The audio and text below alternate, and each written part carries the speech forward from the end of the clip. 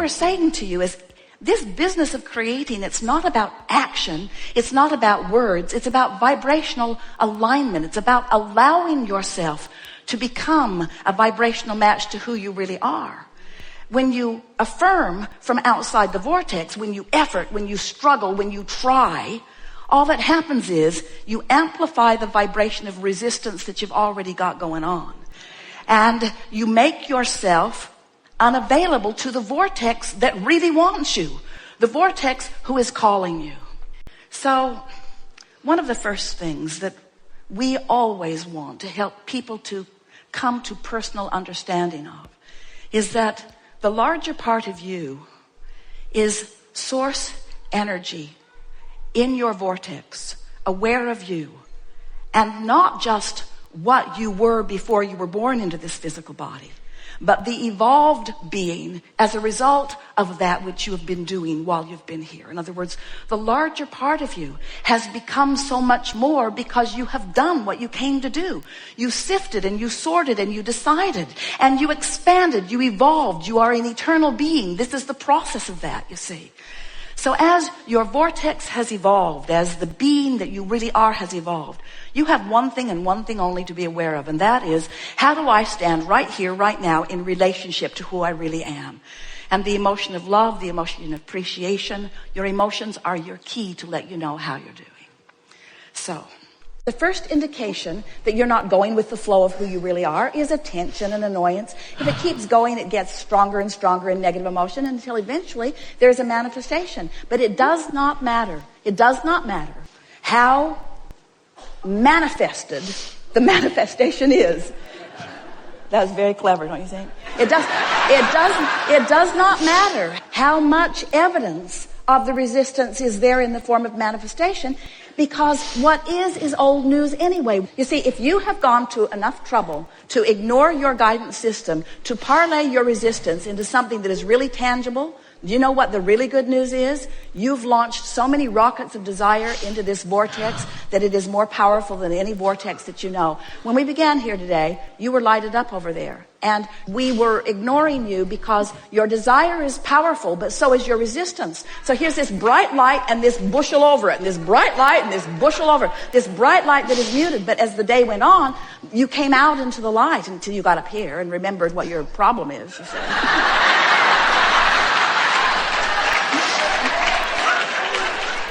We want to convince you that the manifestation doesn't matter. That what matters is the request that's in the vortex, the asking that's in the vortex, and the answering that's in the vortex. So now, you just have to find any way you can to chill whenever you can. Find the best feeling thought that you can find when you find it. You don't have to hit this head on. You don't have to effort. You don't have to struggle. You don't have to explain. You don't have to defend. You don't have to justify. You don't have to rationalize.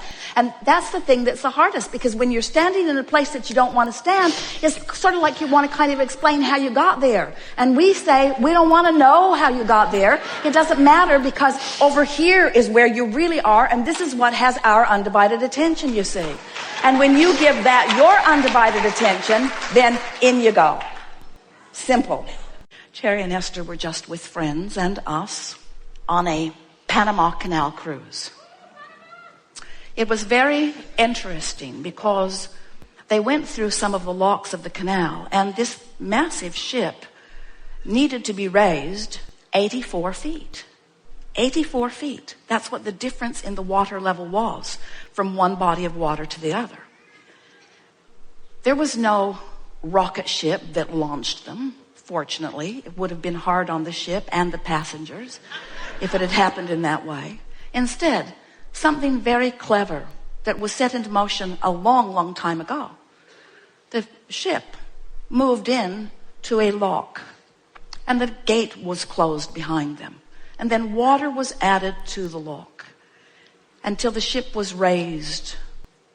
And then, when the ship and the water around it was at the same level as the next lock, the gates opened and the ship just moved gently, ease and flow, into the next lock.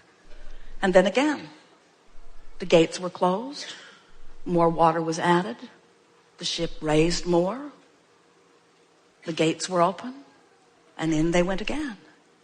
until this massive ship with all of these passengers was moved easily, effortlessly, painlessly from one vibrational place, so to speak, to another.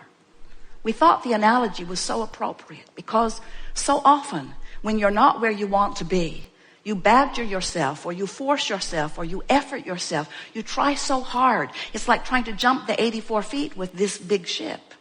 And we want you to know that if you'll just chill, if you'll just stop doing that thing you do that's keeping you in that resistant vibration, your vibration will raise, the locks to your vortex will open, and in you will go, you see. It is not supposed to be hard for you. Life is supposed to feel good to you. Life is supposed to be fun for you. You are genius creators who have come forth into this magnificent time-space reality. Best environment ever for deliberate creation. You've come because you are creators. We are eager to visit with you about anything that is important to you. You will notice as you watch and hear and participate that our primary intention is to stand inside your vortex where you are, calling you in through the path of least resistance, in the way that is easiest for you to find your way there. We want you to understand that this is not a gathering where we come holding all the answers and you come holding all the questions. It is a gathering of co-creation at its best. You don't even have to sit in this chair to participate, because the thought of that which you are, the thoughts that you have as we are moving along, the energy of who you are, it's all part of this magnificent mix. And you will notice as we are moving through the hours that we are together today, that whether you sit here and verbalize, or whether you sit out there and just think and be who you are, that we will hear you clearly, and there is nothing that will be left unanswered as we are moving through this day. We also want you to recognize that it isn't just about questions and answers. It's about expansion and evolution. This gathering has never been before into all of the universe. This is a unique gathering of that which is you and that which is us. Your inner beings are all gathered. In other words, the source within you is present. And so as we play together, talking about the details of things that are important to you, what you are going to feel is the expansion of this vortex. You're going to feel expansion of ideas. We're going to take thought beyond that which it has ever been before. Now, you're doing that all day, every day. You certainly don't need us for that. But what this gathering is going to demonstrate in a way that we are certain that you will feel is that as together we come to these new places, you will feel in the beginning of these launches of these rockets, you will feel this new expanded place to which you may not be up to speed in the moment that it is launched. But as we chew together, you're going to feel yourself coming up to speed. And as you come up to speed with it, the same knowing that we hold about the subject that is at hand will be your knowing as well. Because you will be a vibrational match to that which we have collectively expanded to. You see how it works? When you're in the vortex, you feel clear. When you're in the vortex, clarity is your experience. When you're in the vortex, you feel vital and alive. You feel love. Appreciation and passion are pouring through you when you're in the vortex. In other words, the vortex is a feeling place. It's a confirming place of the wholeness of all that you are. And if you like that feeling enough that you're willing to give up some of the reality that's more vivid, like car crashes and roadkill, well, we're just kidding, because we know there are a lot of things that are beautiful in your world, but there are some things in your world that aren't so beautiful that you still look at because you feel compelled to look at anything that is manifested because it is reality, and you think that because it is reality that it deserves your attention. And we say some of it does, but some of it doesn't. Don't let the fact that it's reality be the compelling reason that you're looking there instead of feeling your way into the vortex. And as you make the decision that you're going to spend less time focused upon what is, especially if some of what is isn't pleasing to you. And you know, it's funny. You don't just focus upon what is. You focus upon your imagination of what is going to become that you're not going to like even more. In other words, oh, it's bad now, but it could be so much worse. And so We just want to bring your attention to the fact that you're really good at the what isness and even at using your imagination about the negative what isness. Why not use your desire to feel good as your reason to feel your way into the vortex? And then we never step out of the vortex in order to focus with anyone about anything that they don't want. That's not our job. Our job is step 2 of the process of creation. Step 1, that's your job, but it's not something you have to work very hard at. Life just brings it to you. Contrast causes you to know what you don't want, to know what you do want. So you're launching rockets all day, every day. Step 2, that's our job. Source energy, inner being, non-physical. We stand in the vibrational frequency of the furthest launch that you have offered. And we stand in vibrational alignment with the total package of that which you have expanded to. Through all that you've been living, that's where your inner being, that's where that which you call God stands. In utter knowing of who you are. Step 3 is your job, and it's what the art of allowing is all about. Step 3 is you got to find somehow, some way, thought by thought, subject by subject, day by day, moment by moment, to be in vibrational alignment with who you've become. And if you succeed at it, or if you're sort of succeeding at it, you thrive. You have tears of appreciation running down your face.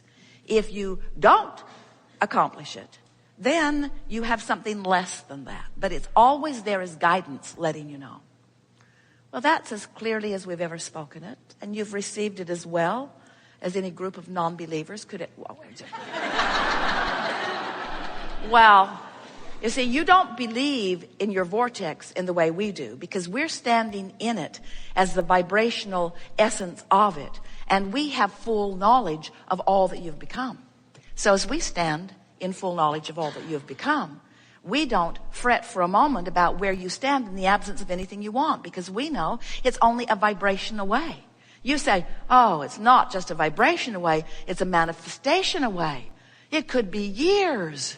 And we say, only if you're diligent about poking around where you are. In other words, there could be an instant manifestation. You could be vibrationally up to speed with who you really are now, because who you really are is a done deal. Vibrationally speaking, it's done. But you mostly don't do that because we love you very much. You are so hung up on what is. You've gotten so used to focusing your eyes and ears and fingertips and your nose and your tongue. You are so good at interpreting your physical life through your sensual senses that you are not as practiced at enjoying the vortex, because in the beginning, the vortex isn't vivid to you like real life manifestation is. Look around this beautiful room. Ooh, cool. Look around this beautiful room. In other words, there is so much to enjoy in an environment like this. You get to hear this beautiful voice, infinite intelligence, letting you know who you really are.